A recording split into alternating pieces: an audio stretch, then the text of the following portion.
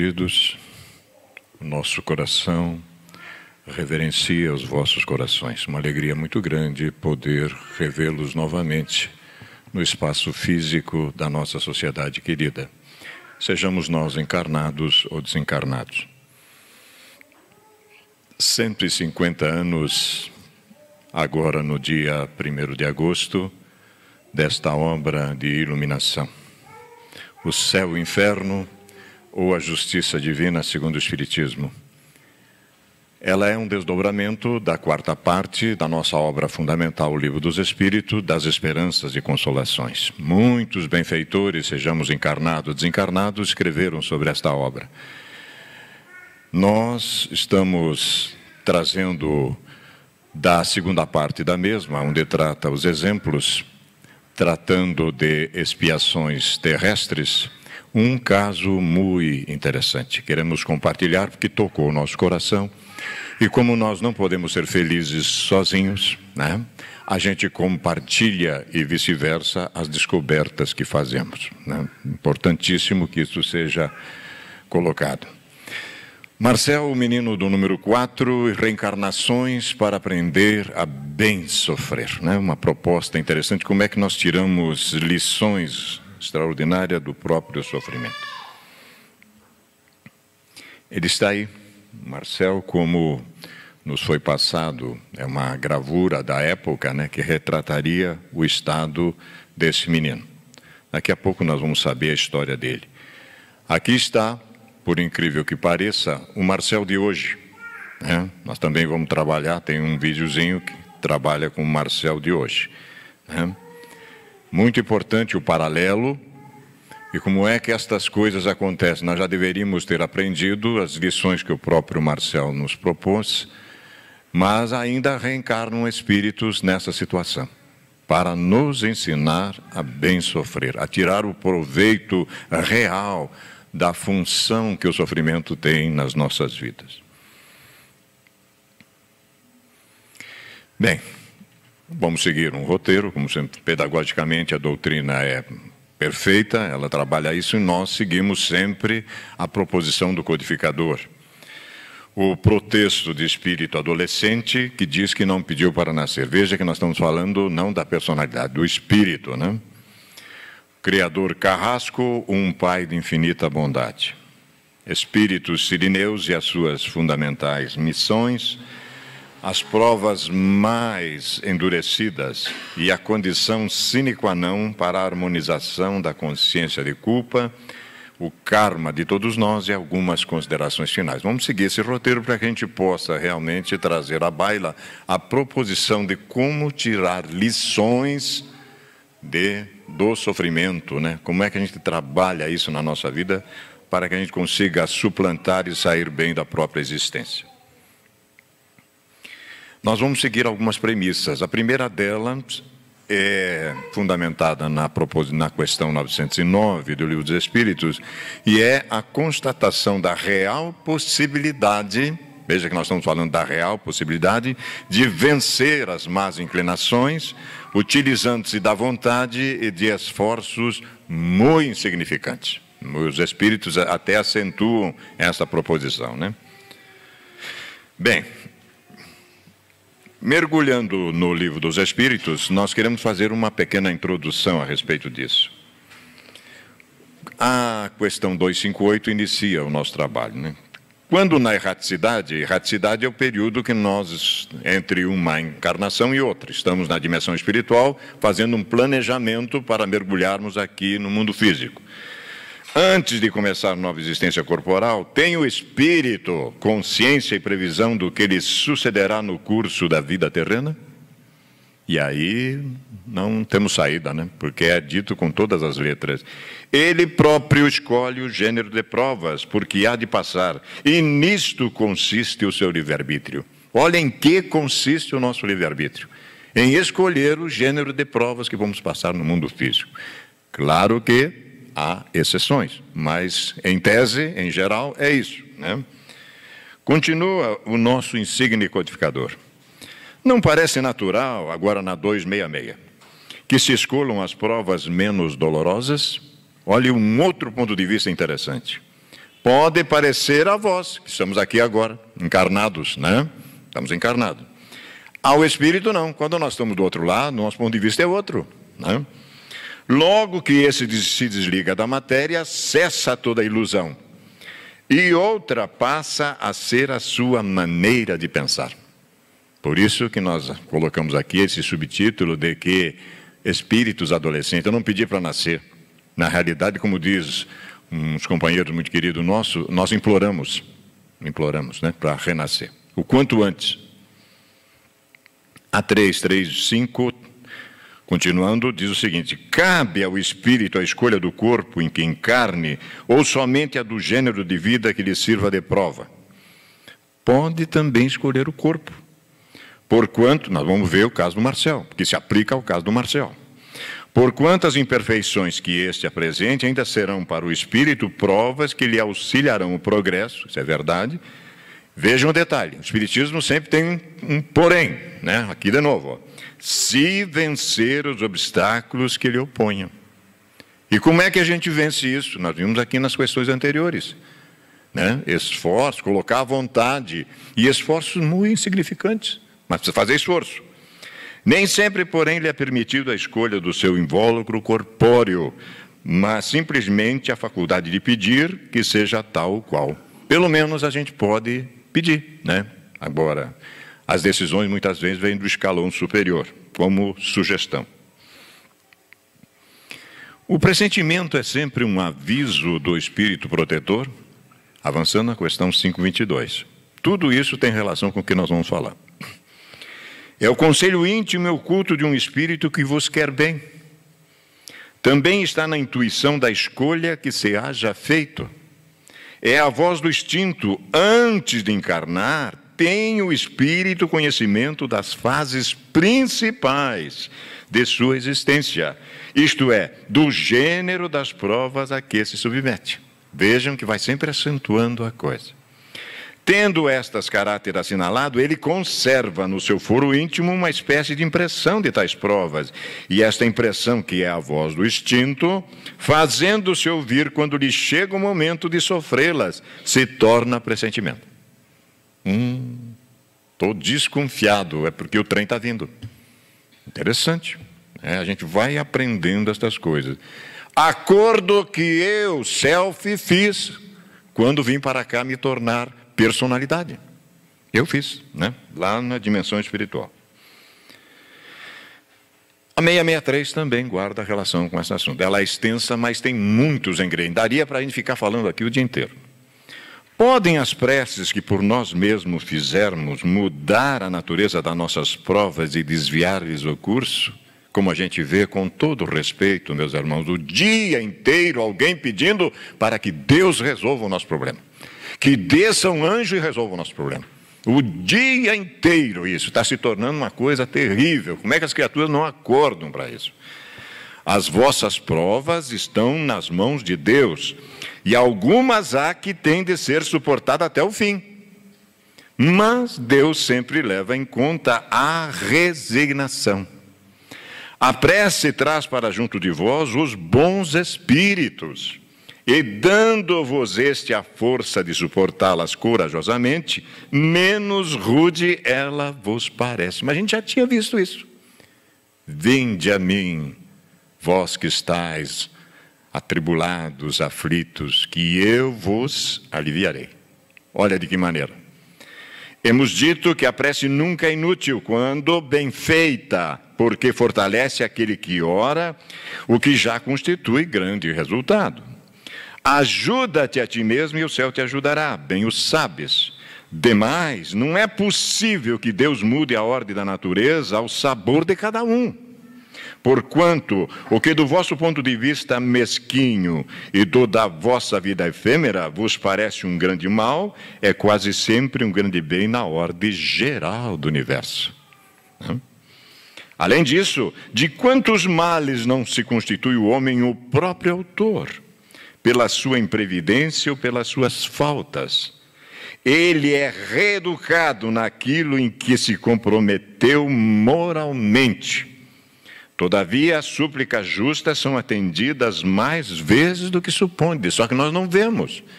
Quando nós mergulharmos na proposta da benfeitora Joana de Ângeles, o seu último livro da série psicológica, Psicologia da Gratidão, é que nós vamos tentar entender. Profunda a proposição dela. Julgais de ordinário que Deus não vos ouviu, porque não fez a vosso favor um milagre, enquanto que vos assiste por meios tão naturais que vos parece obra do acaso ou da força das coisas. Muitas vezes também, as mais das vezes mesmo, ele vos sugere a ideia que vos fará sair da dificuldade pelo vosso próprio esforço. Mas será que a gente reconhece? Ou a gente se acha dizendo, poxa, eu tive uma ideia, eu sou o cara, né? A gratidão fica em segundo plano. 852. Há pessoas que parecem perseguidas por uma fatalidade independente da maneira por que procedem. Não lhe estará no destino o infortúnio? São talvez provas que lhes caiba sofrer e que elas escolheram. É diferente. Porém, ainda aqui lançais à conta do destino o que mais às vezes é apenas consequência de vossas próprias faltas. Trata de ter pura consciência em meio dos males que te afligem e já bastante consolado te sentirás. Já te lembraste de pedir força, coragem e resignação para vencer as tuas inclinações más? Nem sempre a gente faz isso, né? 946. E do suicídio, cujo fim é fugir aquele que o comete às misérias e às decepções deste mundo. Que dizes? Pobres espíritos que não têm a coragem de suportar as misérias da existência. Deus ajuda aos que sofrem e não aos que carecem de energia e de coragem. As tribulações da vida são provas e expiações, e felizes os que as suportam sem se queixar, porque serão recompensados. Ai, porém, daqueles que esperam a salvação do que na sua impiedade chamam acaso ou fortuna. O acaso ou a fortuna, para me servir da linguagem deles, podem com efeitos favorecê-los por um momento, mas para lhes fazer sentir mais tarde cruelmente a vacuidade dessas palavras. Uma linguagem me parece dura realmente, mas com espíritos mais difíceis como nós, né? O que vamos fazer? A segunda premissa. Meus irmãos, o Espiritismo tem por si a lógica do raciocínio e a sanção dos fatos. A doutrina espírita, não sendo uma obra de imaginação, mais ou menos arquitetada engenhosamente, como nós vemos por aí, coisas, né? Porém, o resultado da observação de fatos materiais que se desdobram à nossa vista, congraçará, como já está acontecendo às opiniões divergentes ou flutuantes, e trará gradualmente pela força das coisas, linguagem kardeciana, a unidade de crença sobre esse ponto, não já baseada em simples hipóteses, eu acho, mas na certeza, na convicção plena. Asseguro, meus queridos, já disse aqui várias vezes, 32 anos que procuro um tratado, uma filosofia, uma ciência que suplante esta proposição. Não temos encontrado. Não temos. A lucidez plena, porque está escrito que ficará convosco esse Consolador para sempre. Para sempre, né? Isto está, então, na primeira parte da obra O Céu e o Inferno. A história. Marcel. Havia num hospital de província um menino de 8 a 10 anos, cujo estado era difícil precisar. Designavam-no pelo número 4. Era uma enfermaria, muita gente. Totalmente contorcido já pela sua deformidade inata, ele veio assim. Já pela doença, as pernas se lhe torciam roçando pelo pescoço, num tal estado de magreza que eram pele sobre ossos. O corpo uma chaga, os sofrimentos atrozes. Era oriundo de uma família israelita, geralmente de posses, né? A moléstia dominava aquele organismo já de 8 longos anos, e, no entanto, demonstrava o enfermo uma inteligência notável, além de candura, paciência e resignação edificantes. Parecia um contrassenso. O médico que o assistia, cheio de compaixão pelo pobre um tanto abandonado, visto que seus parentes pouco o visitavam, imaginemos, né? Século e meio atrás, tomou por ele certo interesse. E achava-lhe um quê de atraente na precocidade intelectual. Assim, não só o tratava com bondade, como lia-lhe quando as ocupações lhe permitiam, admirando-se do seu critério na apreciação de coisas, a seu ver, superiores ao discernimento da sua idade. Interessante, né?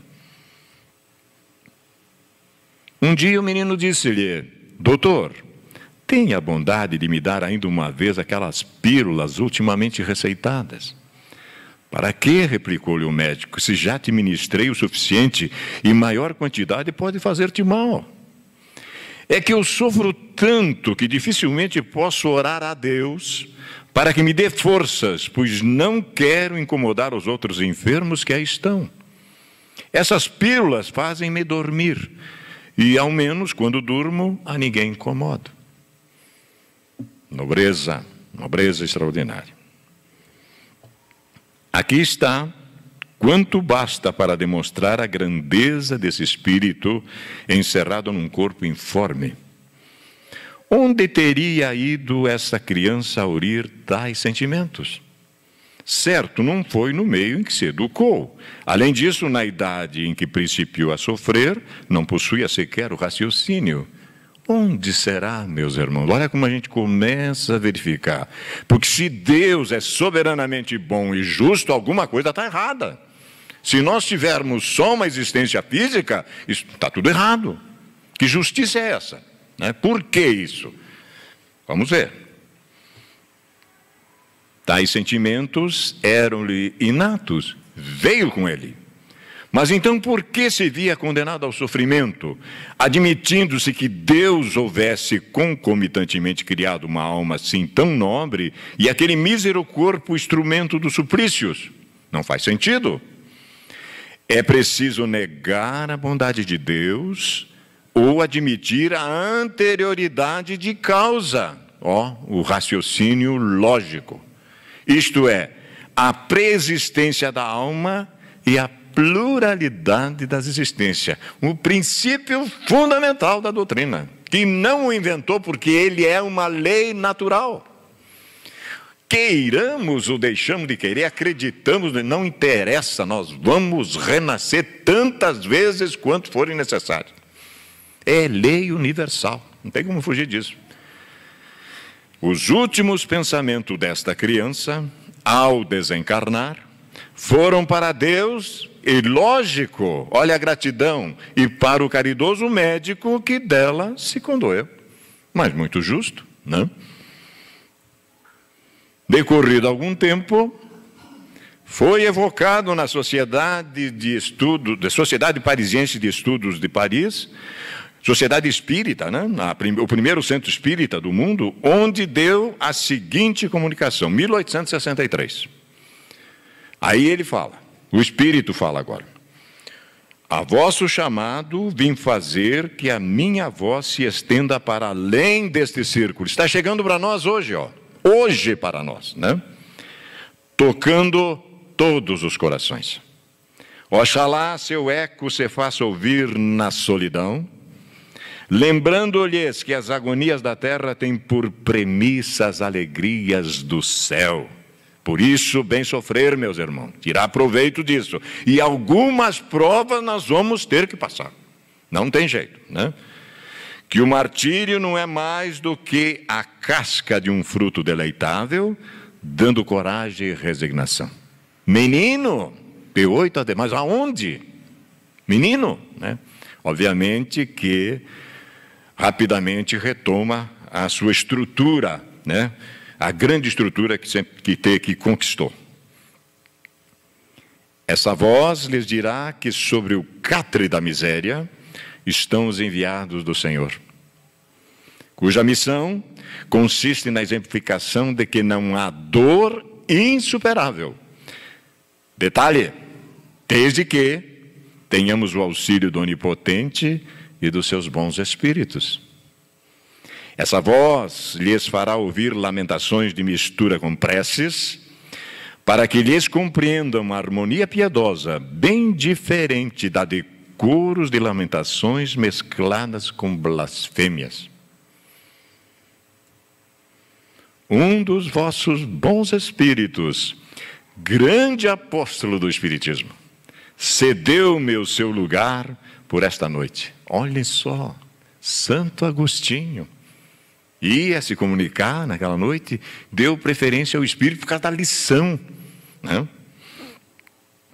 Por minha vez, também me compete dizer algo sobre o progresso da vossa doutrina. Não pode ser um menino, obviamente, que deve auxiliar em sua missão os que entre vós encarnam para aprender a sofrer. O Espiritismo será pedra de toque.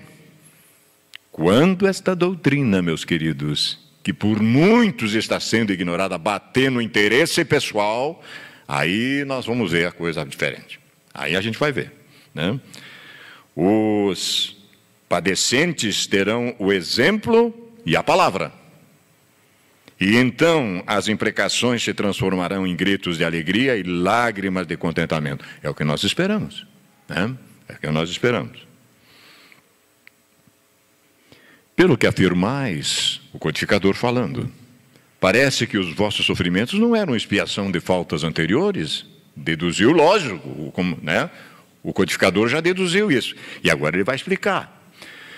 Não seria uma expiação direta, mas asseguro-vos que todo sofrimento tem uma causa justa.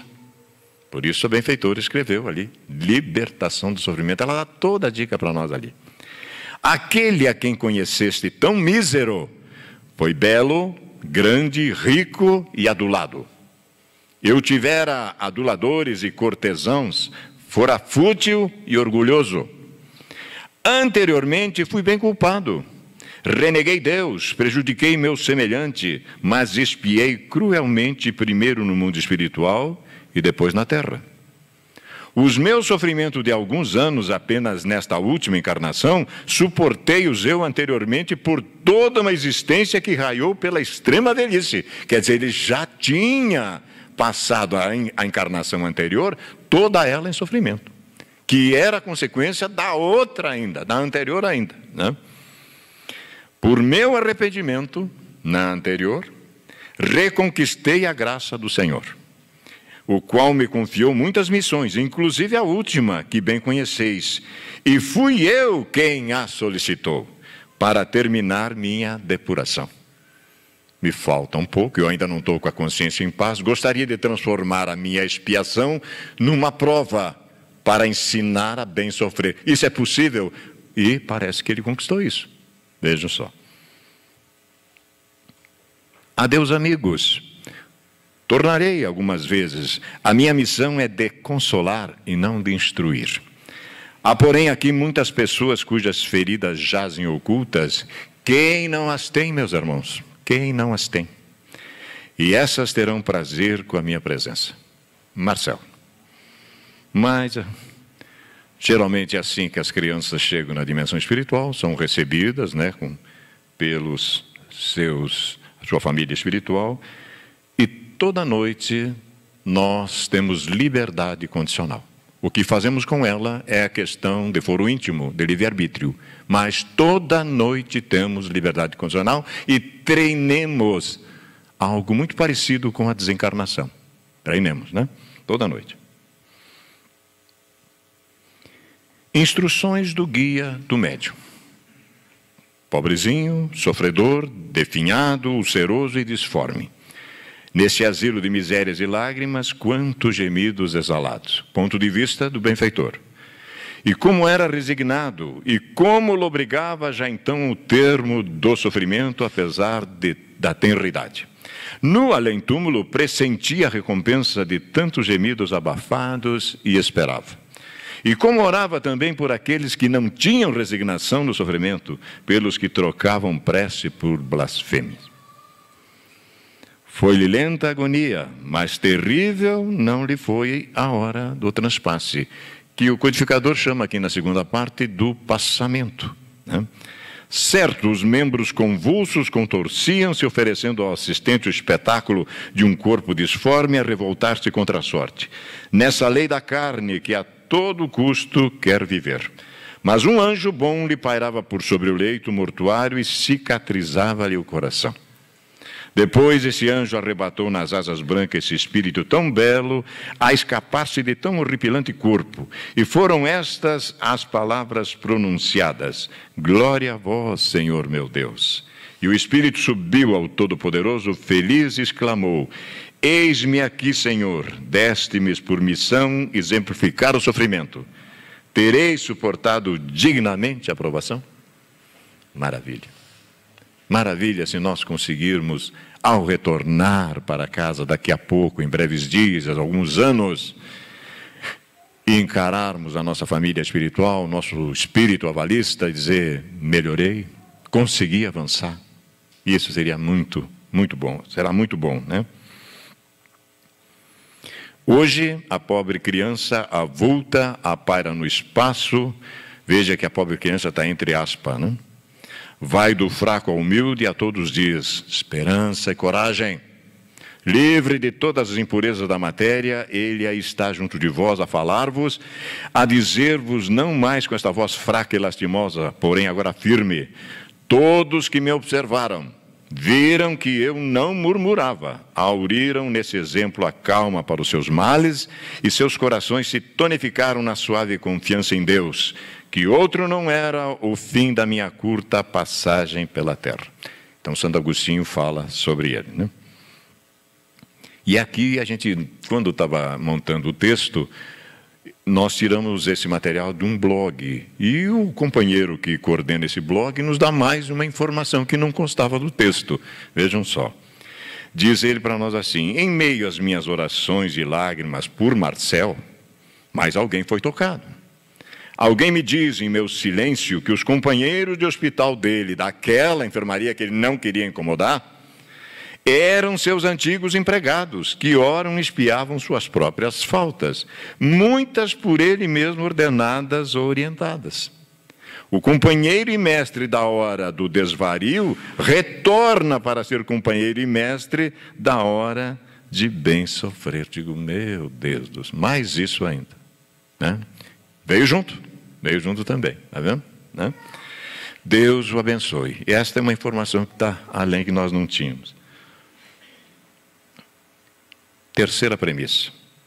Vivemos, meus irmãos, uma hora de transição terrena e a dor deve ser vencida e assimilada, tornando valiosa a experiência para evitar o desânimo ou o desequilíbrio futuro. O momento é de desafio e ninguém se deve eximir à luta. Por isso os Marcéis da vida mergulham entre nós, né?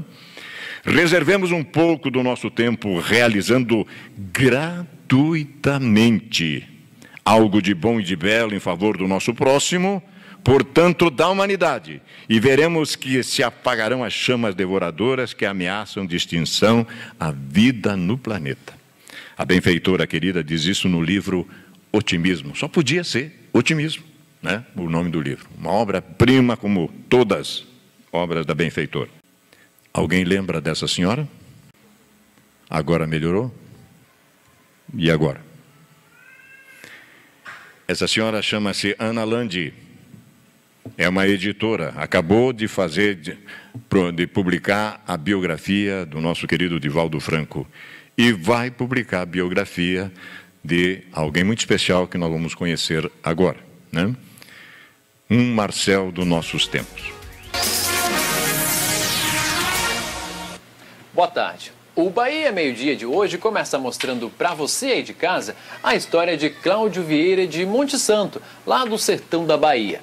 Ele nasceu com uma deficiência física rara, mas pensa que isso foi uma limitação para ele? Nada disso. Ele estudou, se formou, trabalha e ainda realiza palestra sobre superação em várias cidades do país. Ontem ele esteve em Itabuna e nós acompanhamos. Em alguns minutos de conversa, Cláudio já deixa o ambiente bem descontraído. O bom humor é apenas uma característica que chama a atenção nele. Aos 36 anos, Cláudio é um verdadeiro exemplo de superação. A má formação da coluna e dos membros causaram uma série de limitações, que aos poucos foram sendo vencidas por ele. Desde quando eu era criança, eu sou uma pessoa que gosta de observar as coisas e também querer fazer. Então, quando eu era criança, eu via as pessoas fazendo alguma coisa, como, por exemplo, escrever ou ler. Então, aquilo ali me despertou, aquele desejo de escrever e ler. E aí, eu disse, não, eu quero escrever, eu quero ler. Cláudio mora em Monte Santo, sertão da Bahia. A família humilde nunca teve muitos recursos financeiros, mas não faltou incentivo. A mãe sempre o apoiou e ajudou nas tarefas diárias. Cláudio também busca realizar as atividades sozinho. Para caminhar, hoje ele conta com o auxílio de um suporte adaptado. Com a boca, acessa a internet e também segura a caneta para escrever. Ele demonstra bastante habilidade e logo nos deixa uma mensagem no papel, agradecendo pela oportunidade de mostrar a experiência de vida. Nas fotos e vídeos da família, imagens do encontro com o Papa João Paulo II. Ainda criança, Cláudio pediu à mãe para ir à escola e, com o tempo, conseguiu chegar à faculdade. Era um sonho que eu acho que se eu não realizasse, eu não ia ficar em paz. Não foi fácil. Se eu disser que foi fácil, não foi. Mas tem que ser assim. Para a gente ser vitorioso, a gente tem que passar por dificuldades para que a gente possa sentir aquele gosto maravilhoso da vitória. Hoje trabalha por conta própria e ainda viaja por todo o país para dar palestras. Por esse motivo, veio a Itabuna pela primeira vez. Eu passo amor, perseverança. Tem pessoas que falam assim, poxa, minha vida estava assim, eu estava angustiado, mas quando eu vi a sua história, minha angústia passou ali naquele exato momento. Então isso para mim é uma glória para mim, né? Então para mim é uma vitória.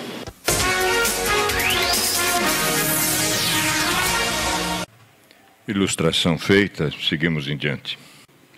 Deus, meus queridos, não dá prova superior às forças daquele que a pede. Só permite as que podem ser cumpridas. Se tal não sucede, não é que falte possibilidade. Falta, olha a nossa 909, a vontade. Com efeito, quantas há que, em vez de resistirem aos maus pendores, se comprazem neles? A esses ficam reservado o pranto e o gemido em existências posteriores. Admirai, no entanto, a bondade de Deus, que nunca fecha a porta ao arrependimento.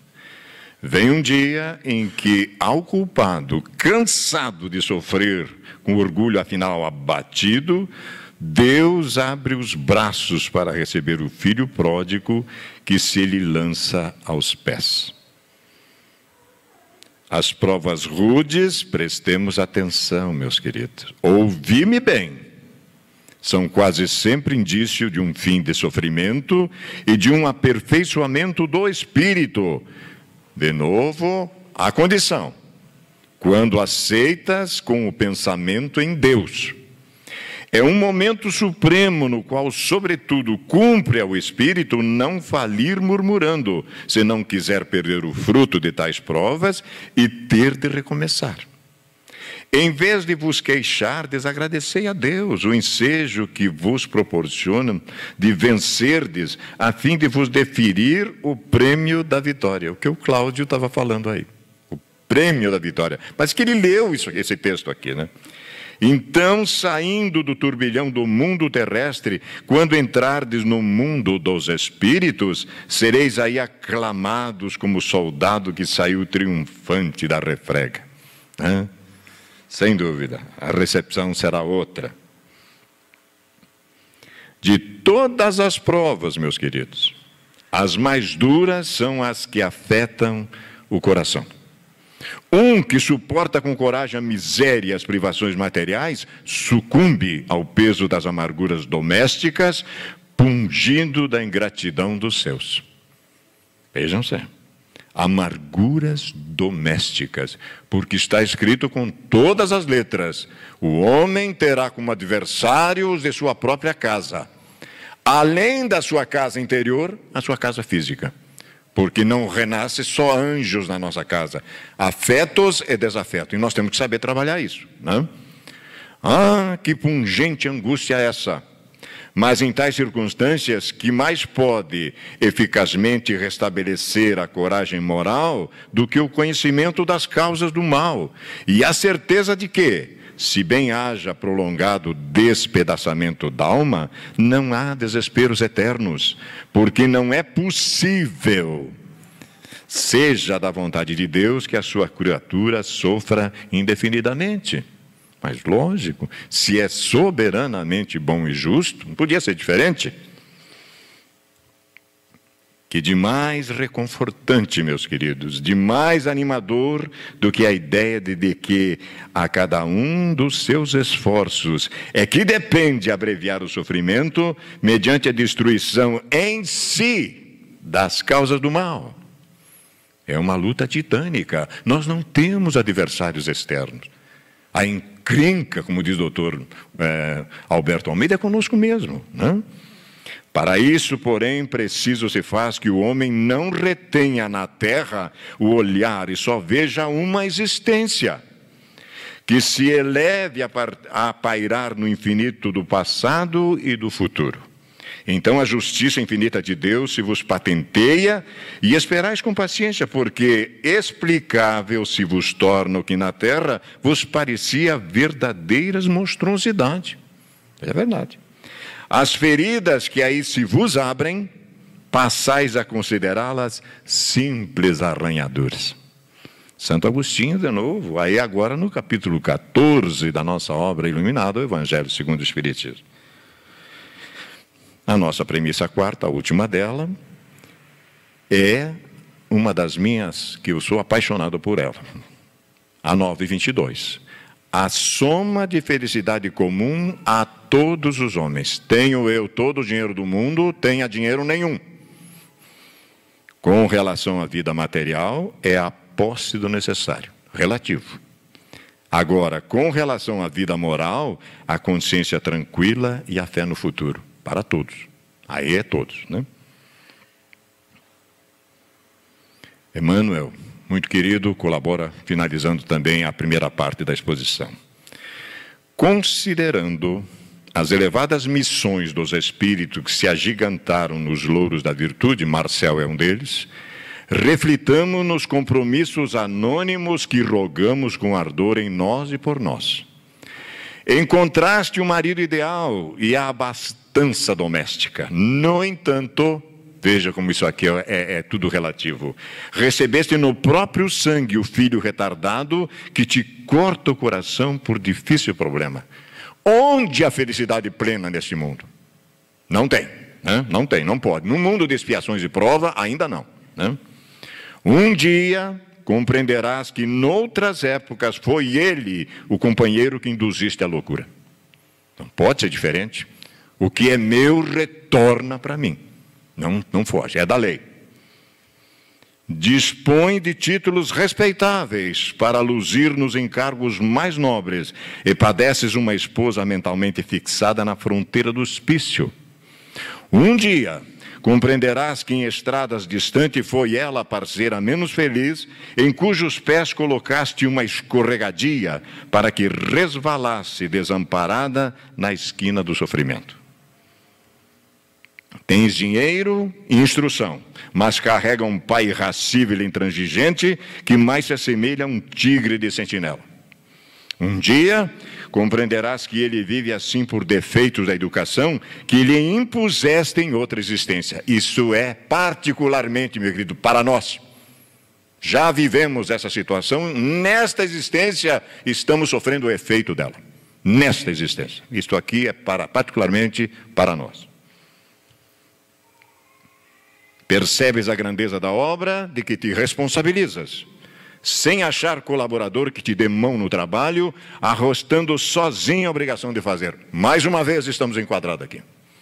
Um dia compreenderás que te valias ontem da confiança alheia para tiranizar os que mais te amavam e lutas hoje desentendido para te libertares da violência que nós mesmos nos impomos na retaguarda. Possuis conhecimentos admiráveis e legiões de amigos que tudo fazem por ajudar-te. Contudo, amargas penosa normalidade orgânica, a maneira de espinho oculto. Um dia compreenderás que a mutilação e a deformidade, a inibição e a moléstia constituem remédios nos pontos fracos da própria alma. Agradeça, senão tu irias falir de novo. Agradeça. Desfruta a mediunidade notável. E não consegues outro mistério que não seja o consolo e o apaziguamento na própria casa. Um dia compreenderás que carecias de longo tempo desempenhando a função de bússola viva para alguns poucos viajantes do mundo, arrojados por ti mesmo nas trevas das grandes provas. Acalentas projetos superiores, exaltando anseios de ascensão e sonhos de arte. No entanto, gastas o próprio corpo, dobrando a servir sobre o tanque ou lavando pratos e caçarolas. Um dia compreenderás que para sermos livres, prestemos atenção à dica. É preciso escravizar-nos por algum tempo ao pé daqueles que por algum tempo nos foram também escravos. Liberta, deixa aí. Não escraviza, porque amanhã o retorno é da lei, é da lei. Bendize as dores desconhecidas que te pungem silenciosas. Agradece as ocupações ignoradas que pediste alegremente na vida espiritual e que muitas vezes exerces chorando na vida física. Conclui o nosso querido benfeitor. Se ninguém na terra te anota o serviço obscuro, são zero à esquerda, não sou ninguém, bobagem, não? Recorda que Deus te vê. Se todos te desprezam à face das tuas atividades supostas insignificantes e humildes, ainda mesmo por entre lágrimas, regozija-te nelas, aguardando o futuro. Consciência tranquila e a fé no futuro. Ninguém consegue realmente ser grande quando não aprendeu a ser pequenino. Justiça divina, obra que o benfeitor desdobra da obra o céu e o inferno. Considerações finais. Benfeitor querido Rabindranath Tagore encerra para nós. Diz o benfeitor, o meu karma é amar. Que karma, meu Deus, que karma. Não vejo glória na solidão que aprisiona a liberdade, nos grilhões da tristeza. Sorvo o licor capitoso do amor na taça da compreensão de todas as dores e nunca me embriago. Esse líquido de muitos odores e muitos sabores liberta minha esperança, que se irradia em triunfo entre os desventurados. O meu templo está iluminado com todas as lâmpadas suspensas, mas a chama que crepita acendeu o amor, para que se plenifiquem os caminhantes que buscam a paz. Lembramos quando a benfeitora disse ao Divaldo, meu filho, viva de tal maneira que quando vieres para cá, dir-te-ão, por aqui passou um anjo, porque deixou um rastro de luz. É disso que o benfeitor está falando. Conclui o benfeitor. Terei sempre abertas as conchas dos ouvidos para escutar o choro de alguém. E os olhos estarão observando a fim de descobrirem os solitários ocultos nas dobras do seu manto de amargura. Está assim, ó, alguém procurando um abraço, alguém que preencha algo. O meu karma é amar a vida e oferecer orquestração para a música da alegria, em que converti todas as minhas aflições. Num outro momento, a benfeitora diz que há fome de amor perto do nosso leito de queixas. E isso tem feito a gente repensar muitas coisas. a mensagem final do nosso guia e modelo, nosso Mestre Jesus. Ninguém tem maior amor do que este, ter alguém entregado sua vida por amor. Aí está, meus queridos, o que Marcel, o menino do número 4, nos inspirou a compartilhar com corações tão queridos. Do fundo do nosso coração, em reverência, esperamos ter trazido algo para que possamos reflexionar e meditar em torno destas questões e, ao invés de ficarmos nos queixando da vida, repensarmos esses procedimentos. Muita paz a todos.